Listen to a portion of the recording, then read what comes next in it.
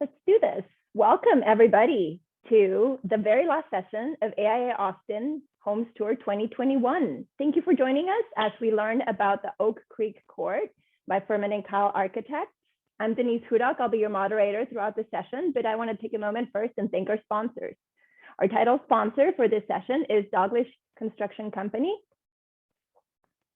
Our underwriters are David Wilson Garden Design, Elite Air Conditioning and Plumbing, Reicher Martin Fine Homes, The Renner Project, and our gold sponsors are Austin Iron, Captive Audio, and Exclusive Windows and Doors of Austin. I'm ready to introduce you guys to our hosts from Furman and Keil, which is Philip Keil and Anne-Marie McCollum. I'll let them introduce themselves and take it away. Thanks, Denise. Great to have you be our hostess with the mostest. Thank you so much. My pleasure. And I want to, well, quick note before we dive in about sponsors. Anybody that's listening to this, whether you're a homeowner or if you're planning on building a house, or if you're an architect or a builder or like whatever your role is, all these sponsors that have signed up and given money and sponsored, they've already made the cut of people that that we want to work with again, that like they've done what they said they were going to do when they said they were going to do it. And so you should pay attention because these are people that are the best of the best, and you should go out of your way to try to work with them on the projects that you're doing. There's a bunch of people to thank. Like if I went through everybody on the Furman and Keil team that worked on this project, we would be here all day, and we've already got a long video to show you, so we're not going to do that. But there are a few people that I want to call out individually. My business partner, Gary Furman, who is kind of a rock star mentor in my life, he didn't spend a whole lot of hours on this project, but those hours that he did spend were super valuable. He's largely responsible for the design of the kind of the shape of the addition, the sitting room addition that we did. And he was a big help in just basically mentoring and advising me and Anne-Marie and the rest of the team. Another person I want to call out specifically, Jason Karinsky, no longer with our firm. He's in political exile in Canada, but he was our project manager at Furman and Keil for really the whole design part of the project and wrangled all of the details, and the success of the project's largely carried on his shoulders. And the team did an amazing job. Yeah. I want to call out Anne-Marie McCollum here. She took over the reins from Jason. This was a huge learning curve project for her, and she is now rock star project manager in our office with lots of responsibilities, and she did a great job.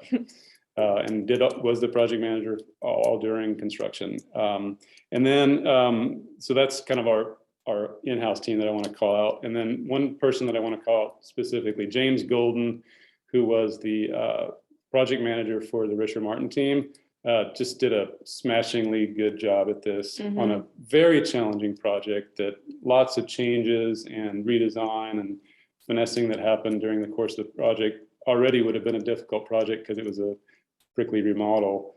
He just did a fantastic job, did it with grace and humility, and thanks, James, if you're watching, shout out to you. And then, one other group of people to thank really is the Homes Tour Committee. You guys are awesome. Every year you just, knock it out of the park. And specifically our shepherd, Drew Wilson, did a great job. And he also happens to be a Furman and Keil employee and put in some hours on this project. So double thanks to him. And then also in our office, our newest employee, Monis and Nathan, was kind of last minute handed the reins on doing the entire video filming and editing and production. And director. And director and everything else. And as you'll see, she did a great job. So thank you, Monica. Before we start the video, short intro of this house and our process. Our clients, and again, thank you to not only our clients today, they're amazing, count them as friends and colleagues. We'll probably do other projects together. And also to the other homeowners, if you're watching, thank you so much for opening up your house. Our clients did the beautiful thing of bringing in a team super early. I don't think they'd even closed on the house, and they brought in me from Furman and Keil. They brought in Risher Martin. They brought in Kimberly Renner from the Renner Group, and brought us in for our opinions about the house and the latent potential in this house, as a remodel, or should we scrape it and start over? Such a great decision to start off with. And then they charged our team with how to make this a lasting family house for them to last for generations. And then they wanted it to be warm and inviting. They wanted it to be quiet, unassuming. They wanted it to be hardy and comfortable. That existing house, a lot going for it. It had a really interesting provenance, and it was very sturdily built. So it was a really good candidate for a remodel. Even though had some problems, it was outdated, very much outdated aesthetically. The character of it needed updating. It needed an infrastructure overhaul of HVAC, plumbing, wiring, all that. Everything needed to be torn out and redone. And all the both the building envelope and the building systems needed to be brought up to date. The house was dark, it had sort of small punched windows, and not open to the landscape. It was very closed off, but particularly in the back of the house. And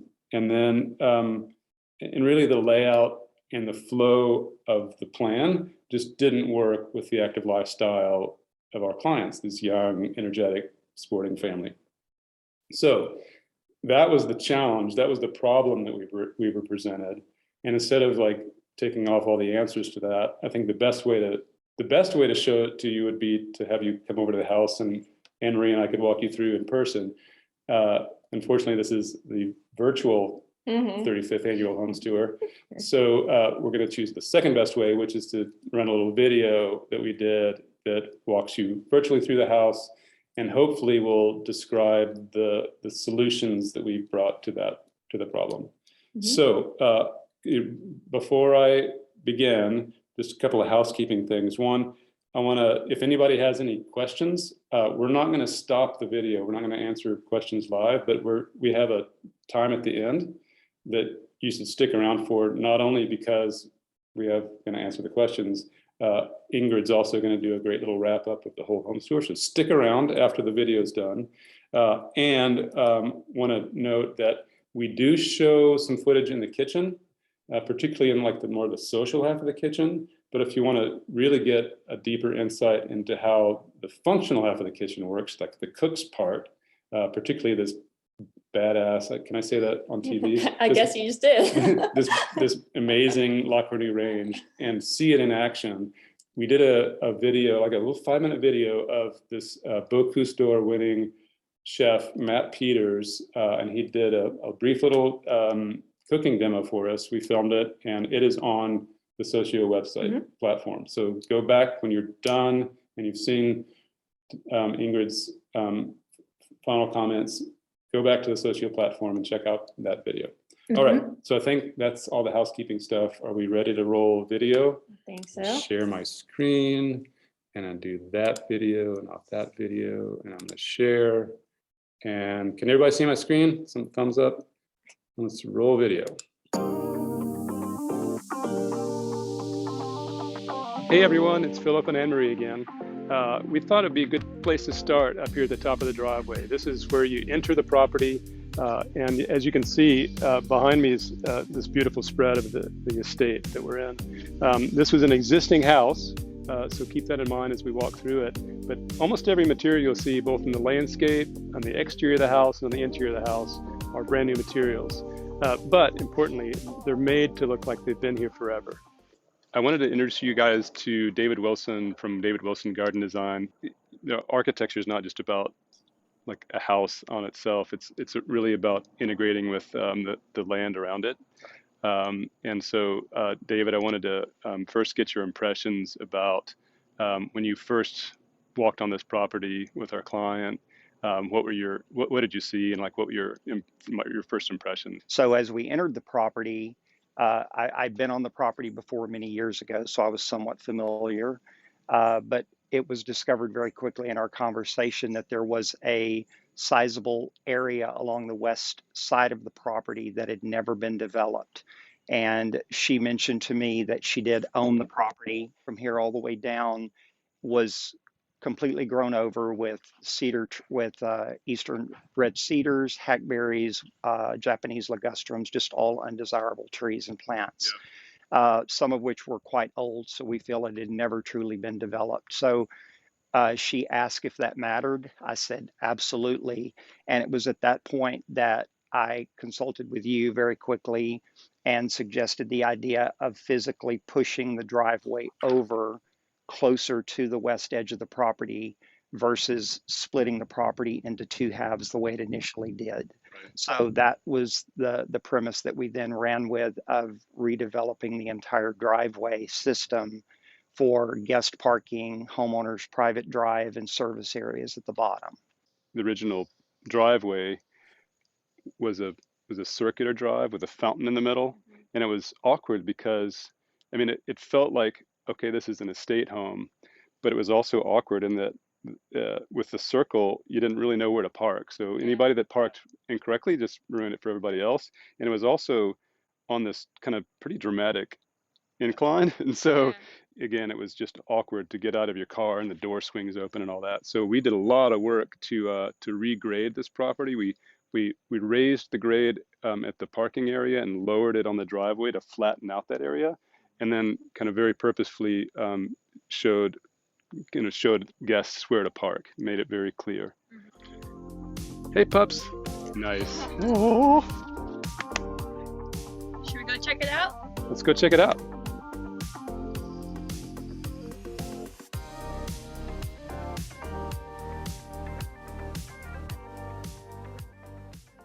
So here we are at the front of the house. We did a lot of manipulation of the grade in this area. This whole parking area in front, we lifted up so that we could flatten it out. And David Wilson did these amazing screening shrubs, is really set up these layers.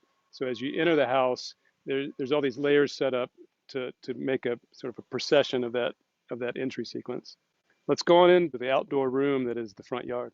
So as Philip mentioned before, we added these brick planters to kind of separate the parking area from the main entry. And what that does is it creates an outdoor space, an outdoor room, that as you're walking down the stairs and going to the entry, it's a moment of calm before one enters the home, and it invites you into the space. All these retaining walls used to be stone, it used to be kind of like layered, and so how can we make it a little more dramatic and feel like those outdoor rooms, and making them walls instead of this terraced area, and just kind of updating it also, making it a little more refined. Yeah, it wouldn't be an Austin landscape without some rusty steel retaining walls. We wanted to consider adding steps on the west end of the front porch, which initially had not been considered. The planter box originally was going to extend all the way across. The idea being these steps are very convenient for the family, the children coming out the front door, they're friends with the next door neighbors. So the two neighbors jointly have put in at what we refer to as the neighbor gate in the fence line on the west property. And these steps are here for the convenience factor of circulation with the family moving from front lawn around to the driveway or into the back. Before we invite you inside, I want to take a moment to talk about the materials on the exterior of the house. The old house used to be stone, and all of the wood that you see here used to be painted white with an old guardrail up top. And then the other thing we really loved about the old house was these monster eaves. I think the eaves project out at least 5 feet from the column line or the facade of the house. And over the years, they've done a fantastic job of protecting the house from sun and weather. Really makes it feel like it's in Texas too. I mean, this same plan of house is something you might see in the Northeast, kind of a classic center entry colonial with the living room on one side and a study on the other side. But having these great big huge overhangs, the big old hat, really grounds it in Texas to me. So we replaced all the stone on the house with brick, which we think really works well with the era of house that this was from, the 60s. And because it's very similar to the old Austin Common brick, it has a feeling of being, of Austin and of Texas. The other thing we did is we all the wood you see on the house, we on the exterior we used this Douglas fir, and we used this weathering stain on it that basically grayed it all out and made it look like it had been standing here for years.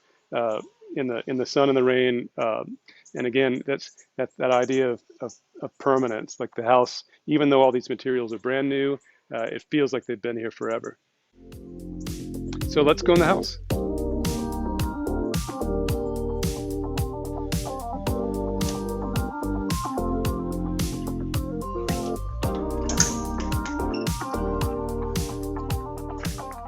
All right, so we're in the entry right now.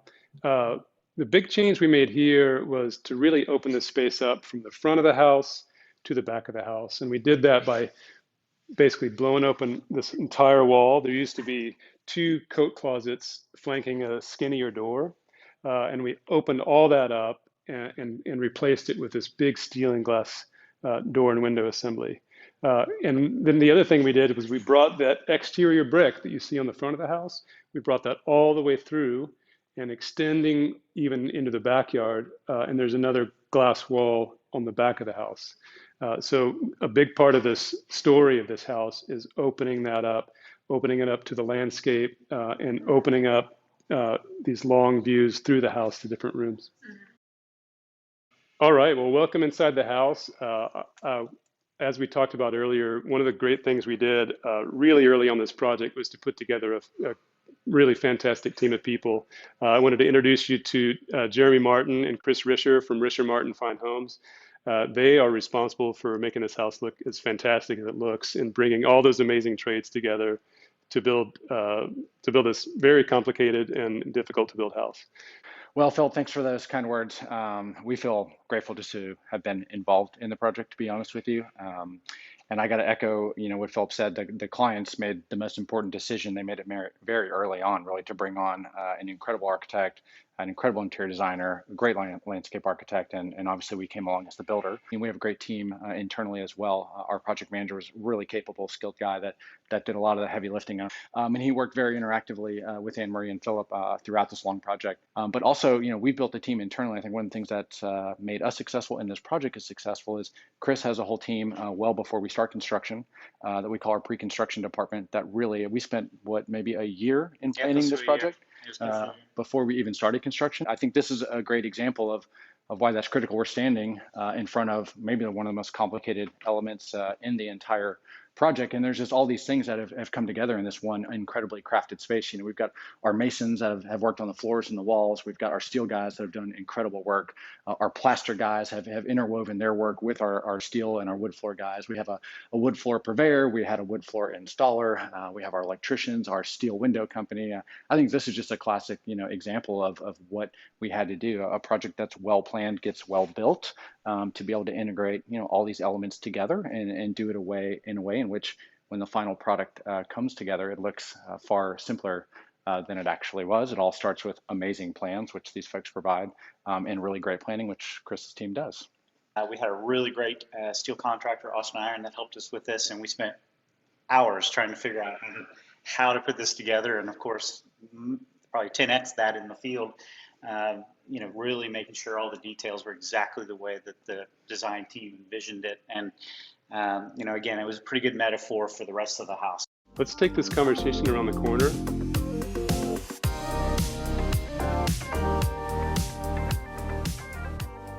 This room was an existing room. It was the living room of the old house. Yeah. And it's the living room of the current house. We didn't change that. But there was some technical difficulties in serving this room. Jeremy, maybe you could talk a little bit about some of the challenges we ran into here, especially around the HVAC system, because if I recall, it was served by ducts underneath the floor. Correct. And take it from here. You guys came into this house and in your discovery mode discovered that those ducts were were not adequate. No, and it's a funny story. I mean, so basically you're correct. We have a slab on grade foundation, which is traditionally what we'd find here in Austin. But we very rarely see ducts actually built into the foundation itself. That's incredibly rare Right. to find. We did not know how they had been built, and we honestly did not know what condition they were in. And so initially we thought maybe we could reuse them, because fundamentally we haven't really changed the layout of this room. We Right. thought we could cool it the way it's always been cooled, utilizing the ducts that were here. Unfortunately, it was a pretty funny day, actually. We got a pretty cool remote control car, actually, and we taped a flashlight to it and a GoPro camera, and we tethered it to an iPad, and we literally drove a remote control car through the ductwork of this house, the returns and the supplies. The car didn't get very far as we thought it would. We actually rescued it with a string. We had to pull it back out because the ducts were just disintegrated. I don't know how they were built, but they were probably, 45, 50 years old Well, at this that house point? was designed in the 60s. So, they yeah, were it at least was 50 years old. old. Yeah. And so what happened is, often the case when remodeling, old homes, is we had to get creative. And so the natural thought is, well, let's just do a conventional HVAC system in a 2-story home. We'll put the systems in the attic and we'll push the air down. We do it all the time, right? We Right. do it in new construction. We do it in remodels. Unfortunately, this is an existing home, and we didn't have enough room to accomplish that. We didn't have enough room to get supplies down and returns Without up, right? without Affecting lowering the the design. ceiling, which would have been, affected the design. So one of the things I loved about this team and the collaboration that we had is, every week we had our weekly meeting, the designer, the architect, us, and it's like, well, let's solve this problem. We don't want to violate the aesthetics of what we're trying to accomplish, but we're creative problem solvers, and it's what we do. And so we build new homes, we remodel. We came up with a solution that we hadn't done before, but has been done in Austin before, called a high velocity system, and it shoots the air through a tiny, tiny duct instead of a larger And you duct. can see the registers up here, these Correct. tiny little registers. So what's interesting about this house is we have a total of 9 air conditioning units from 3 different manufacturers, totally different technology, right, in order to serve various parts of the home. Of course, people that come here for a party would have no idea, right? They walk Unless into they're the too dining hot. room or they walk into the kitchen and they just know that it's pleasant and it's cool and it's dehumidified. So I think that's just one little example, I think, of how our team really worked well together to serve the client, to serve the design team, but also solve the technical challenges that as a builder we have to do.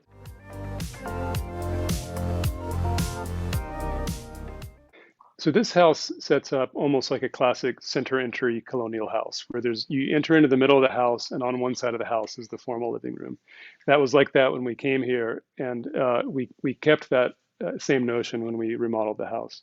This room, to me, is so much about the inspiration that these 2 women brought to the project. This is Kimberly Renner and Laura Harms from the Renner Project.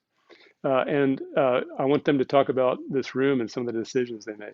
This is the front room, and it was also the first room that really captured our attention for the house. And the first piece that we bought for these homeowners is the painting right behind me. And we loved the way Furman and Keil was really focused on creating a kind of outdoors in environment here. And this giant landscape, which just has the sky blue and the warm greens, became the palette for this entire downstairs. Because the Renner Project is a 2-pronged business, one side being our antique store, where we focus on primarily European furnishings from the 20th century, as well as art and accessories from Europe, with the second prong being our opportunity to do interior design with folks like Furman and Keil. It does allow us to have unique access to pieces from the past, and homeowners like these who really welcomed a collected environment with pieces from around the world and from multiple eras. It allowed us to do something that I feel like is passionate for Laura and I. So, for example, this 18th century ebonized piece became a dry bar in their formal living room, and this long French harvest table became a library table in this room, a place for entertaining and hosting parties. But in addition to pieces from the past, we really see this as a modern home, and these are modern people. And so Laura and I collaborated to find what we felt like were interesting pieces to take this room in a non-traditional direction. We had a lot of fun mixing pieces from the past with newly crafted and bespoke furniture and lighting. Instead of placing a chandelier centered over the cocktail table, we chose to use this modern light installation that takes on an organic and asymmetric shape. We chose this curved sofa for the same reason, again taking some formality and symmetry out and softening the edges of the seating area. It also picks up on the curve of the plaster fireplace, which is a detail you'll see repeated in other areas of the house. In the same way that the sofa conforms to the fireplace, the drapery fabric conforms to the windows. We worked closely with a weaver in Laos to create a custom pattern that lines up perfectly with the top of the window trim and mullions. One important part of spaces like this are these transitional spaces. This, again, unfolding of the house as you're moving inside, where each layer of it, you move from complete open to an outdoor room to an indoor room that is detailed as if it's exterior, and then you enter into the other parts of the house. So this is the office of the house. I think this is a good place to talk about the history of the house, because this house has some stories to tell. The former owner of this house was a friend of our current owners. They know each other through the world of golf, both big golfers. And this was the old office for that old house. And our client really loved the idea of keeping that provenance in this room and setting up his desk in the same spot as the old desk and furnishing it in a similar way. So there's a conversation area in the desk. And one of the best features of this office is that it's got easy access to the bar. Let's go check that out.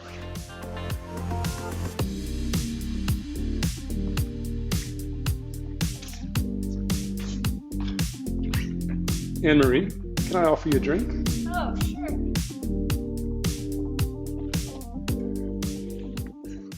So there's a lot of brass work in here, and Austin Iron really helped out with coordinating all these details and making it really beautiful. So this room serves double duty. It's a bar, but it's also the dining room of the house. In recognition of our clients being big entertainers, it was important that all these public spaces of the house, the bar, the dining room, the entry, the living room, work together to sort of form this entertaining wing of the house. It works with the entry, guests arriving. It works with guests spilling out onto that back lawn during parties.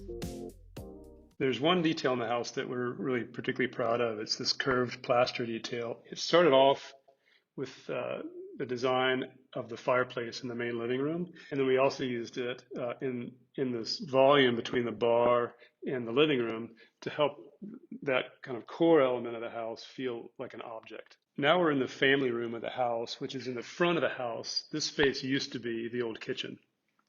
There's a lot of technology that sits behind the walls of this house. Captive Audio is one of the firms that helped us design a lot of that. Good example of that is this curtains in the family room that with a single push of a button open up and give you that amazing view out to the front yard. So we're going to head to the kitchen, but on the way I want to do a little sneak peek into the home office of the house. And this is another example of some great craftsmanship by Austin Iron. They did this steel door with this beautiful brass handle, and it just effortlessly operates. Love it. Get some privacy and some acoustic silence in this room when you need it. So come on into the kitchen.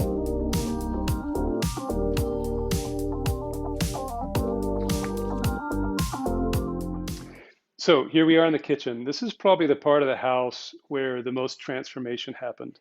We were just in the family room, which is in the front of the house. That's where the old kitchen of the house from the 1960s was located.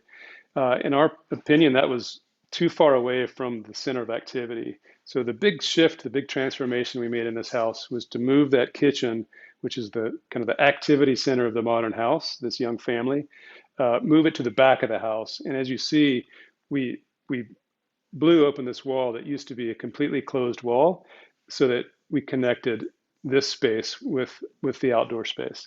We'll take you out there in a minute and talk with David Wilson, our landscape architect, about the transformations we did outside. It used to be two small rooms in the back of the house. There was a guest room on one side, and there was a little TV room on the other side.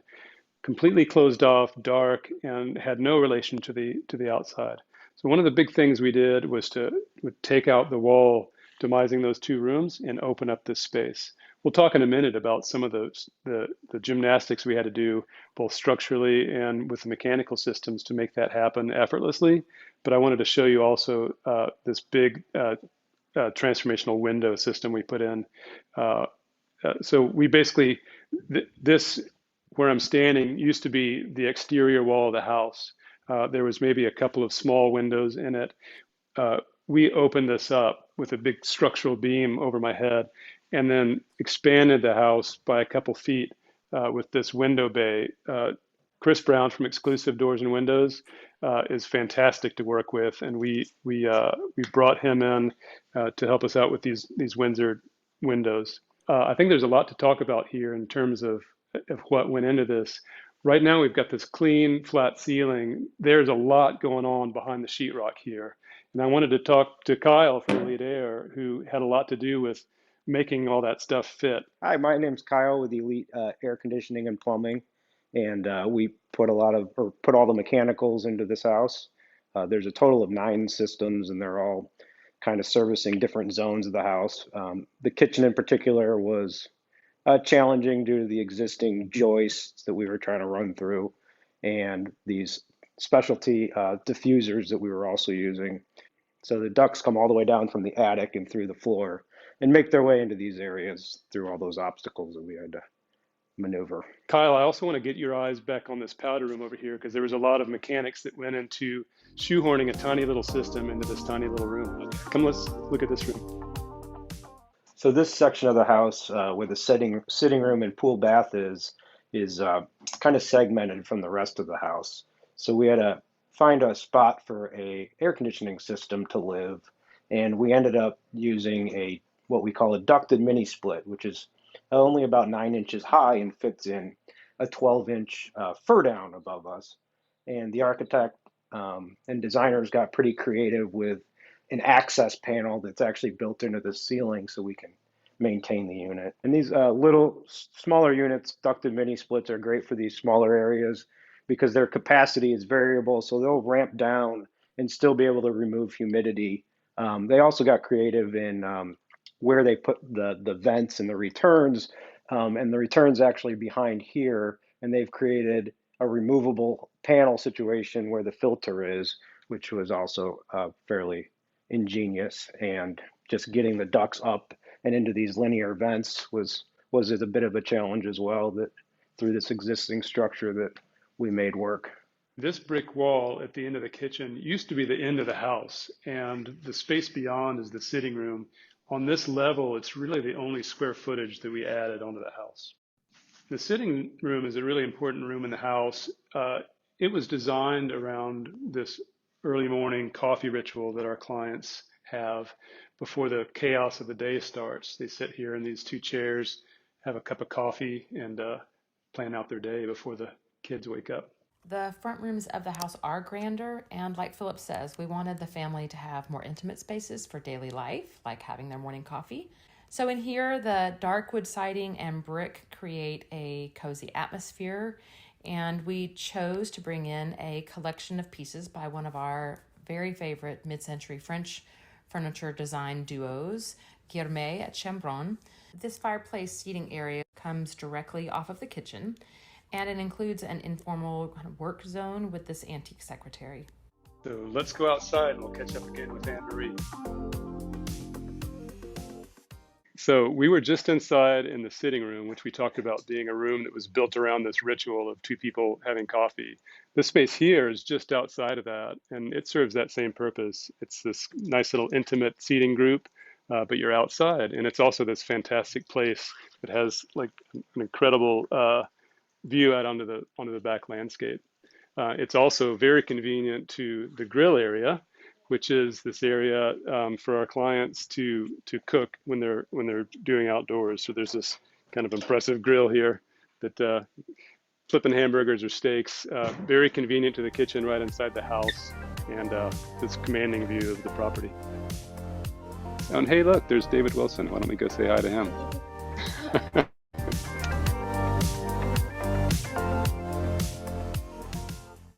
This is a really important part of the house. There's a lot to talk about here. This is really the space where architecture and landscape shake hands and engage with each other a lot.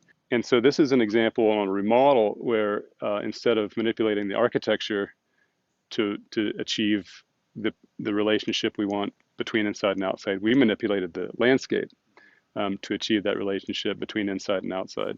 So what we did here, pretty dramatic. Again, the grade used to slope off pretty dramatically as soon as you stepped out of the house. And what is now the kind of the two-story brick element was the end of the house. There was an existing rear lawn of sorts with synthetic turf that we assume had been done many years ago. It wasn't flat, and there were actually large mounds in the center of the yard rolling up to the base of the trees. So a big part of the objective here was early on, I recommended to my client that this would be an incredible space for formal entertaining, for an outdoor event with tables, chairs, a stage, whatever they choose to do. So it was agreed early on that this space should be as large and flat as it could possibly be for that sort of entertaining. Also for the children, the family's children, dogs playing on a flat level surface.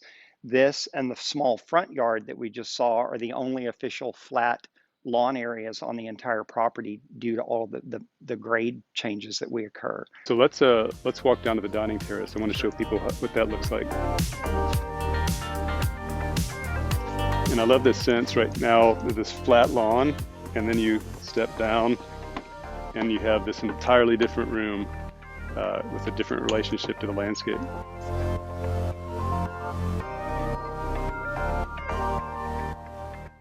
Well, we seem to be talking a lot about outdoor rooms, but it's such an important part of this house, particularly the landscape. Again, our clients, active young family, they really wanted to not just have an amazing house, but be able to occupy their landscape, their yard with activities. So there's, as David was saying earlier, there's sort of the event lawn that's right outside the living room and dining room of the house. And then we've stepped down a couple of feet to this dining deck with the ipe, just weathered ipe floor, and again this trick of this planter that helps structure the space where it provides an edge, a green edge to the upper lawn. So if you're inside the house looking out, you really just see this green edge. De-emphasizes the furniture. David, I'd love it if you could just take us on a little tour of the more wild part of the landscape. Absolutely. The client very much wanted and agreed with me that she wanted to embrace as much of the organic aspects of the property from this point below as we possibly could. So we'll head down this way. Much of the stacked rock work that you'll see was all from the property, from the excavation that was provided in the front lawn with all of the major grade changing that occurred to develop the new driveway system. So literally for months, we were shuttling rocks from the front to the back, beginning to build walls back here and sort of designing our way out of the backyard. So this is actually taking us to what we refer to as the fire pit deck. It's just above the putting green, so there, and as well as the sport court. So there's a very centralized aspect to this space. Yeah, so what's interesting about this fire pit deck is that we're actually on the existing pool shell, or the top of the pool deck, existing pool deck. And so that's how we were able to fit around some of these magnificent trees that you can kind of see that are, overarching over this fire pit deck. And so that's kind of also what made the shape of this fire pit deck, is the existing pool deck. This was, if I'm remembering correctly, this was actually the edge of the pool, and you would dive in here, and there's this old wall behind us, which is reclad in stone. It was a kidney-shaped pool that kind of swept around. What is now a putting green is more or less where the old pool was.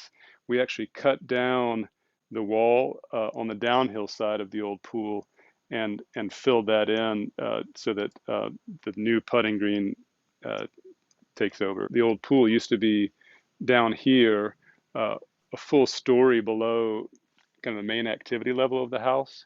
And our whole design team felt it was really important to relocate that pool up to the main level so that it engages with the main activities of the house, the living room, the dining room, the kitchen.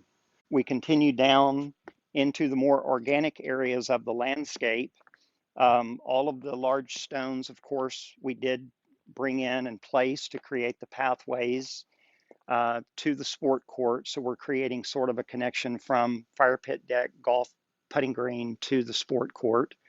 And then the pathway continues down to the base of the property, which is actually a drainage easement down here at the bottom. So we were very limited as to what we could do. And during heavy rains, there is a small rushing creek that flows through the property. My client and I have spent time together in this lower area, and she mentioned on 2 occasions that this was one of her favorite aspects of the property, was to be down in the lower areas looking back up. This is pretty much a surprise. Most people don't know, they don't see this unless they do choose to come down here and have this experience. It's so quiet back here. It is. You hear the occasional dog barking, and there's probably days where you're hearing neighbors' leaf blowers, but you'd never know you're in the heart of the city. That's a good segue to go down to the world of golf and wine.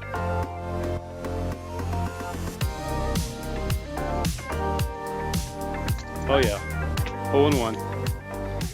So this is really the play part of the house.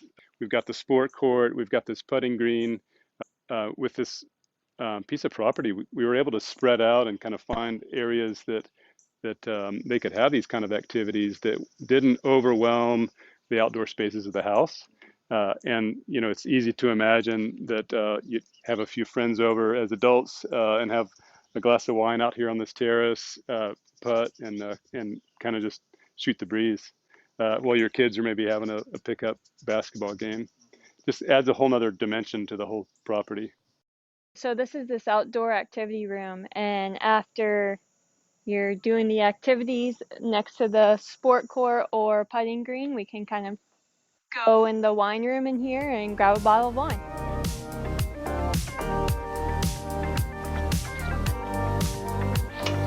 Amazing pivot door.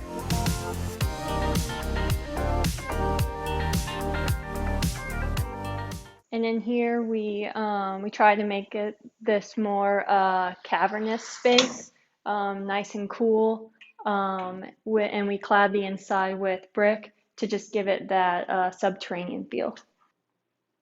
And if you can imagine this beautiful wine cellar filled with wine bottles. And then we have the bar over here. Austin Iron did some beautiful steel work and brass work here.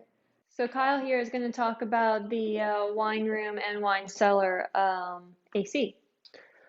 Wine coolers and wine rooms themselves pose some unique challenges in terms of conditioning them properly and building them properly, as basically we're building a walk-in cooler inside of a house. So all the walls have a vapor barrier and are closed cell foamed. The floor has a coating on it so that moisture doesn't come up from the concrete. And then the air conditioning unit is in the ceiling, and it's a ceiling mounted wine cooler unit specifically designed for these type of wine rooms. And that, you know, has temperature and humidity controls that keep the wine and the corks all at the perfect temperature and humidity for these spaces. And if you're still in the mood for some golfing after a couple bottles of wine,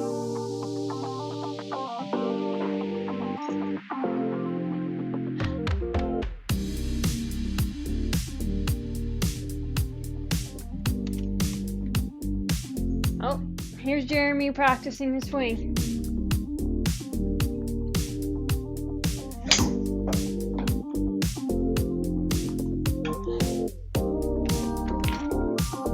If you're not tired out yet, we can go head up to the gym. Here's the gym / guest house.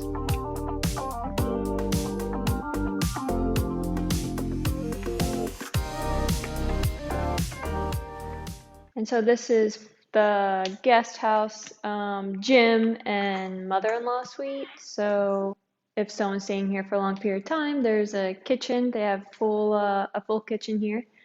And here we have a really spacious bathroom and bedroom. So here we are. This is at the very bottom of the driveway. On the side over here, we have a few extra parking spaces.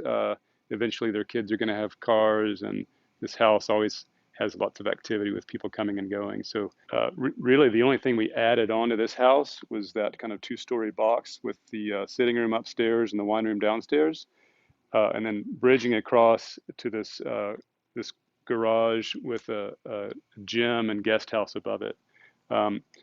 In the original design, this was a two-car garage. About halfway through the design, we decided we were going to add a golf simulating room. So we changed the design here, and we took over one of those car spaces. This is the existing facade of the existing building, and it's 3 stories tall, and we wanted to figure out a way to break up that facade. As Anne Marie was saying, this original building facade, it definitely looked like the back of the house. Obviously, we reclad the building in brick. It used to be stone, and this whole facade was just the big blank stone wall. And Marie, like you were saying, we used that vertical slice of the stair to break up that facade, and then also kind of introduce a new horizontal line at the top to kind of provide a scaling element, Right. Just to make this pretty imposing facade not feel quite so imposing. I think this really is the only place on the property that you get a sense of what a massive house this is. I think we did a good job in other parts of the house breaking it up. Our owners park in this carport, and we'll go in there in a minute, and we'll show you kind of how that leads up into the main heart of the house.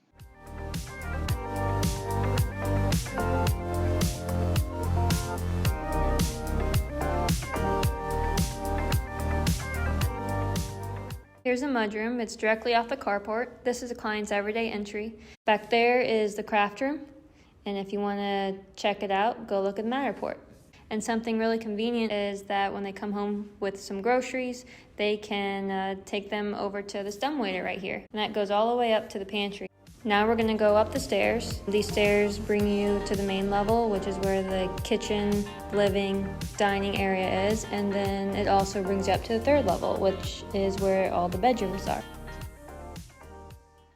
So now we're upstairs where a lot of the bedrooms are. If you wanna check out the bedrooms, go look at the Matterport. Right now, we're gonna just head over to this common room right here and just talk about some of the existing conditions and what we did. So we're up here at the kids' common area. The existing structure, the existing home, it had this porch wrap around and kind of end at the end of the home over here. And what we did was we took up that area for floor space for another bedroom, because the existing structure, it kind of created some awkward spaces in this back portion of the home up here. And so taking over that extra balcony space allowed us to have 2 bedrooms in the back. Here's the media room. This is where the kids can sit down with their friends and game or rock out.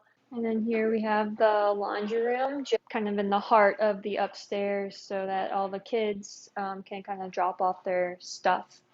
And also providing 2 washers and 2 dryers.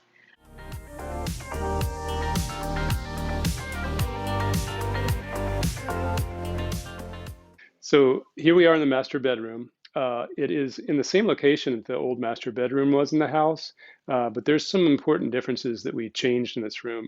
For one, when we on the original house, there was a fireplace on this wall in the bed that used to be on the wall behind you, the wall you walk in on into the room.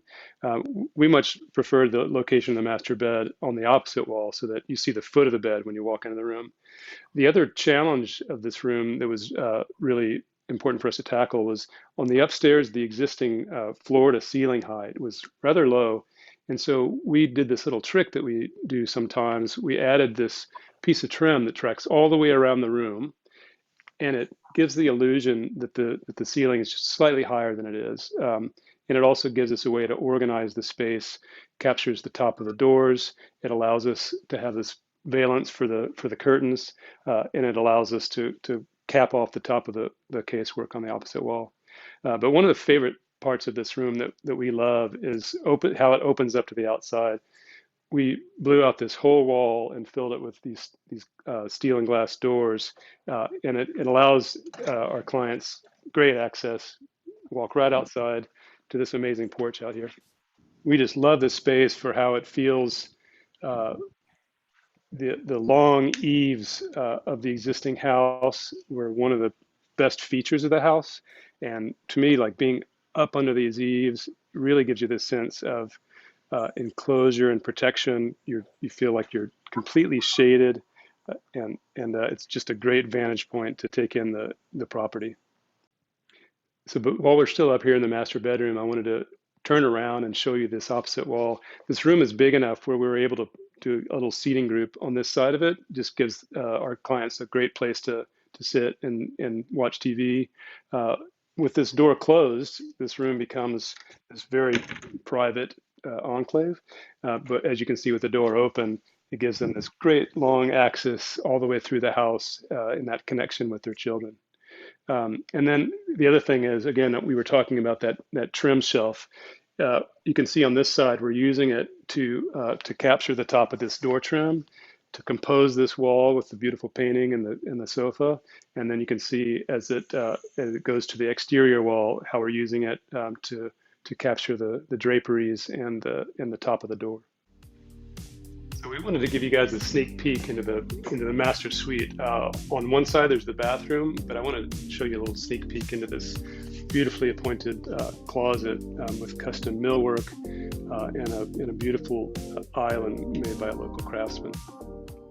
So we're upstairs in the master bathroom, and there's a lot to talk about in this room. I think it looks beautiful. There's no doubt about that. But there's a lot of logistics that go into making a room like this happen, like this huge, heavy, single piece of stone bathtub. Chris, why don't you talk about like the complications that happen when a designer or architect picks out a tub like this? What do you have to wrestle with?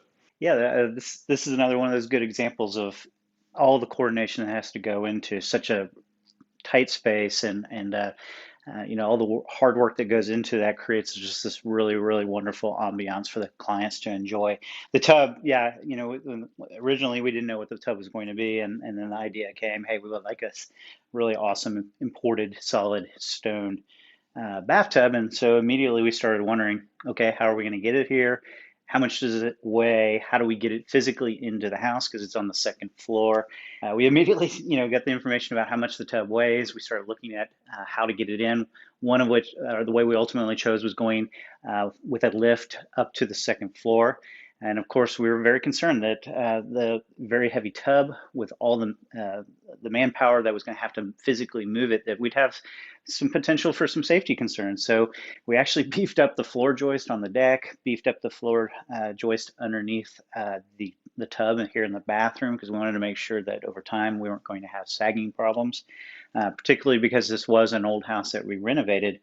And then, we physically got it in here, and we had to build it before we finished putting all the doors and windows into the house. And so this sat here throughout the entire construction process, covered with a plywood box to protect it during construction, because we really had no way of getting it up here later. So again, this bathroom is just a great example. We've got a custom brass shower door that was made by Austin Iron. They also did all the brass work that you see around the mirrors and the lights.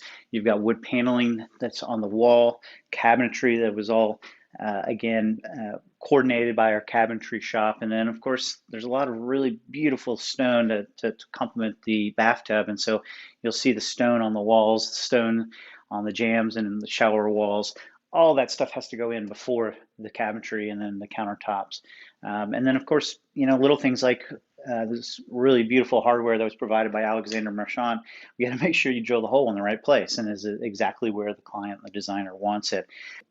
I wanted to point out this master shower, and one of the features of it that we love, besides the beautiful custom brass door frame that Austin Iron made, we also love putting skylights in master showers. It's the beautiful quality of light that it gives.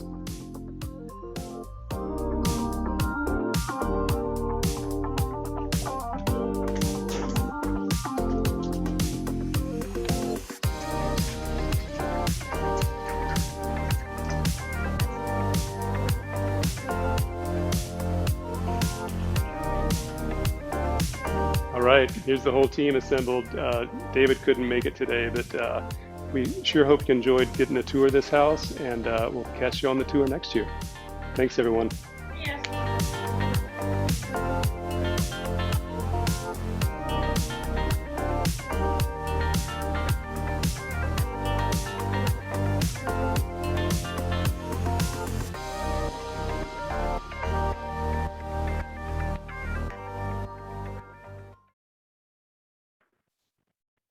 A quick shout out to all of our sponsors, but really, Philip and Anne-Marie, wow. Thank you so much for this incredible presentation. Clearly, this is an extraordinary project. I'm kind of having FOMO for having worked on such a cool project. And you've been really diligent about answering questions as they pop up. I don't know if there's any more we might try to squeeze in. We have just a couple minutes left, but I do want to ask, just before we wrap up, if there's, with such an amazing transformation, are there any major lessons learned that you want to highlight? I can start first and then hand it over to Anne-Marie. Like for me, this project, first of all, our clients came to us, probably close to 4 years ago. Mm-hmm. And so we spent a year drawing and permitting, and then kind of a transitional year where we were sort of starting up the project, and then 2.5 years of building. And so we were able to see so many changes in our staff, with Anne-Marie kind of, really coming into her position.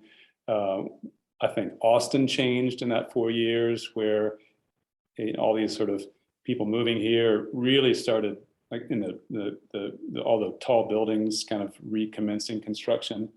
It just seemed like Austin just hit fast forward in those 4 years, and it's just changed like almost unrecognizably. And then, this project was already challenging to start with because it's a remodel, and all remodels are challenging. It was a large project, so it's challenging in that aspect also.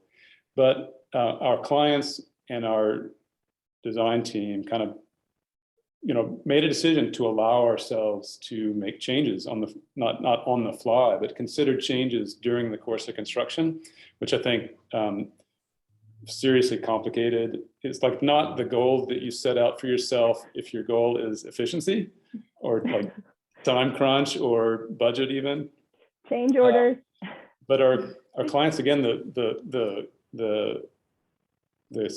problem statement was to create something that was going to be lasting for them and that really worked for them. So they were willing to invest the extra time, extra money, and kind of stomach the complications that went with making changes kind of during the course of construction. And again, shout out to Richard Martin. They handled it very gracefully in what was no doubt very stressful. It's like everybody, trying to, add pressure to them to get it done. And so anyway, the whole team came together, decided, okay, here's an improvement we want to make.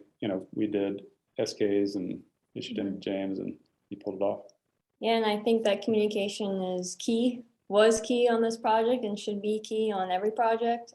Just having those weekly site meetings so you can find solutions to problems that came up, and just kind of resolve so they can be resolved. And I think talking with James every single day throughout CA, just communication, I think was very important.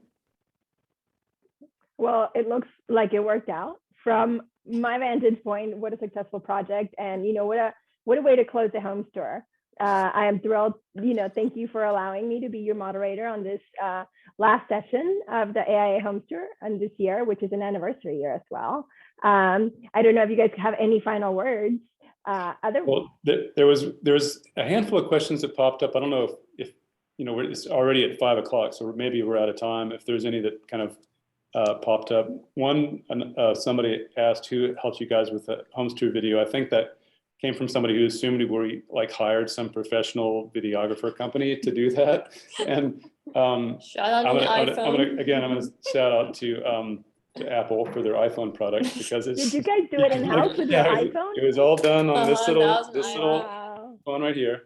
And That's amazing. Monis and Nathan in our office did all the filming. She did all the editing, all the post-production. And then I guess I should also shout out to our two photographers, the official homes tour photographer, and Tobin Davies, who did a fantastic job, and then he got COVID, and hopefully he's recovered, but touch and go. And then Dror Baldinger, who we also brought in to supplement Tobin's photographs. So all that village and the village mayor, Monis and Nathan, was responsible for our video production. Did you want us to address any of the questions? I addressed the questions in the Q&A, so there you can find them in like the answered section of the Q&A button. But as soon as we close the video, people might not be able to see that. Address any of these if you want to now. You were answering quicker than I could even catch up. But I think there was a couple questions about the pool finishes throughout there, and some other materials, if you want to just touch on those. I bet I can do all these in like 15 seconds each. So somebody asked about the high velocity HVAC subcontractor.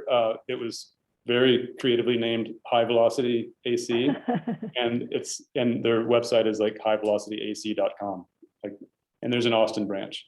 The equipment is called Unico with a U. Somebody asked about the steel that surrounds the dining deck, and all the steel for the project in the landscape. If it was associated more with a kind of more architectural assembly, it got painted, and so that got painted at the dining deck since it was more architectural. If it was more part of a landscape, like a retaining wall or a steel edging, that sort of thing, like at the entry, like at the entry, like at the exactly that entry room that we were talking about. All the edging in the landscape, separating materials, that was all left to weather, just natural mild steel left to weather. Let's see, somebody asked about, as you pointed out, Denise, somebody asked about the pool coping and waterline tile. The pool coping was Luter limestone, and it was, I think, called charcoal, but it's basically a gray, sort of a bluish gray color of Luter limestone, local Texas, that matched the interior floors of the house. And the limes and the waterline tile. So there was a French gray plaster that lined the pool, and the waterline tile was just a glass tile that was color matched to kind of go away and blend with that plaster. Very quickly, somebody asked about the weathering stain that was used on the Douglas fir, which was a product called Eco Wood Treatment. Again, very creative name. And their very creatively titled website is called ecowoodtreatment.com. So, everybody's just really good on their naming. Could you have more obvious thing? Somebody asked about the brick. Nana Kim, thanks for your question. Asked if the brick was in fact Austin Commons. It's not. It is a brick that is almost impossible to get nowadays, but it's called Old Texas Brick, is the company that makes it. And it's just one of their common brick sizes. And it's in a custom blend, like 95%, 5%, something like that, of their buff and gold antique blend, and with 5% smoky gold peppered throughout the pattern. And then finally, or maybe almost finally, somebody asked about the doors and windows in the house. As we mentioned in the video, the doors and windows were provided by Exclusive Doors and Windows of Austin. Chris Brown, shout out to you, you're awesome. But they were the Windsor Pinnacle line, which is wood on the inside, painted, and then a clad with aluminum on the outside. And then all the steel doors in the house, which are like the front door assembly, that 2-story wall of glass at the back of the entry, the wine room, the office doors at the master bedroom that go out to the balcony. All those were custom assemblies done by Durango here in Austin. Wonderful. There's a couple questions that came up about, I know you were mentioning earlier, the cooking demo, and someone wants to know the manufacturer for the range.